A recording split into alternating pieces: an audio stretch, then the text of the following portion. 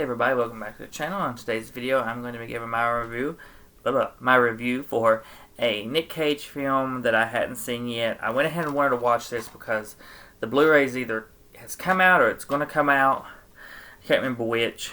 But that is his film, The Weatherman. Now, I've seen some pretty decent ratings for this. I've seen some people give it 4 or 5 stars. Some people that I do watch or used to watch on YouTube and follow on Instagram. So, I don't want to say I had high hopes for this, but I definitely was intrigued to see where I would fall because I am a huge Nick Cage fan. And unfortunately, I didn't love this one. This movie is very dreary, very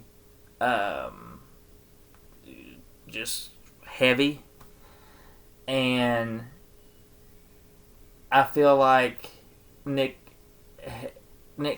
held back some in this. I feel like he should have had a moment, or at least where he just really let loose and was the Nicolas Cage we all know, who goes way over the top with his acting, and we never fully got that in this film. The wife irritated the crap out of me. She honestly almost made this movie, she herself alone almost made this movie unrewatchable because her character, I just could not stand her character. I thought she was such a bitch in this movie. Did not like her at all. Don't know why he was trying to get back with her, why he'd want to get back with her. I mean, she didn't show me any reason to why he would want to get back with her. I mean, he must really have to love her to that, or he was just wanting to do it for the kids. There was a lot of storylines going on in this film as well. You had Michael Caine, who played his dad. He was dying from cancer. You had he had a sort of a strained relationship with his daughter that he was trying to get back on track, which felt like they kind of wrapped that up too quickly. I don't feel like that was fleshed out enough. There's a little bit of drama with his son, not between him and his son, but between his son and this old counselor he had. Let's just say, if you don't, if you're very sensitive to abuse and stuff, it could be triggering for the stuff that goes on with the boy and his counselor. I thought again that it was fleshed out. It wasn't fleshed out enough. It's like they had so much going on. It's like nothing felt fully fleshed out. It felt like the stories just ended so quickly, and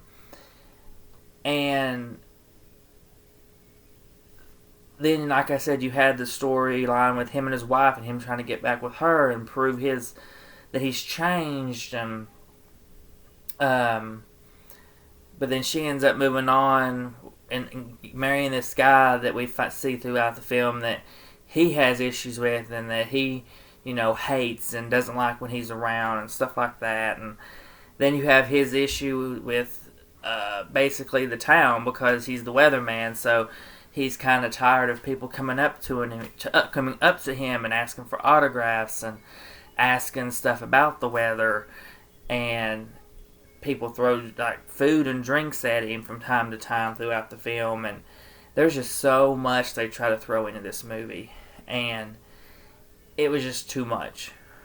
The stories weren't fleshed out enough. The acting was fine. The possibilities were there. They just done way too much and made it way too congested to really flesh the storylines out real well. So by the end of the movie, when his father dies, he finally realizes he needs to move on from his ex-wife. His stuff's straightened out with his kids, and he's moved on to New York to become this famous weatherman in New York, and he's no longer having to deal with the crap he was dealing with back in Chicago or wherever this was taking place. I can't remember where this is supposed to take place at. But Um, by the time you get to that sort of happy ending, I guess, in a way, it just doesn't feel that amazing. It just doesn't feel that grand. It doesn't. You don't really feel for him. You don't feel his. I didn't. At least I didn't. I didn't feel his accomplishment that he made. His breaking free moment. Um, he even said in there towards the end, maybe people just aren't throwing stuff at me now because I carry a bow and arrow around. Because he literally, after he moves to New York, I think it's New York, he walks around with the bow and arrow, like you see here on the cover, because he gets into archery, almost like a tool to sort of calm him down. His own little coping mechanism. Like I said, I didn't hate it. I just didn't love it as much as I wanted to. I gave it a 3 out of 5. I think that's pretty solid score for this. A lot of potential was there. The acting was there. It was good. Just didn't quite hit it for me. They just, like I said, tried to do too much and really should have pulled back on some of it and really simplified this a little bit more. There was no need for this movie to be 101 minutes. I think they could have reworked and shaved some stuff off and cut stuff out to make this a solid 96 minute runtime, somewhere in that vicinity. So, but yeah, I would definitely say try it, see what you think. Just wasn't for me, unfortunately, so I will not be upgrading. This will not be staying in the collection, even though I'm a huge Nick Cage fan, and I was going to collect all of his stuff, even if I didn't like the movie. I just don't have the space for that, so I'm probably going to, unfortunately, getting rid of this.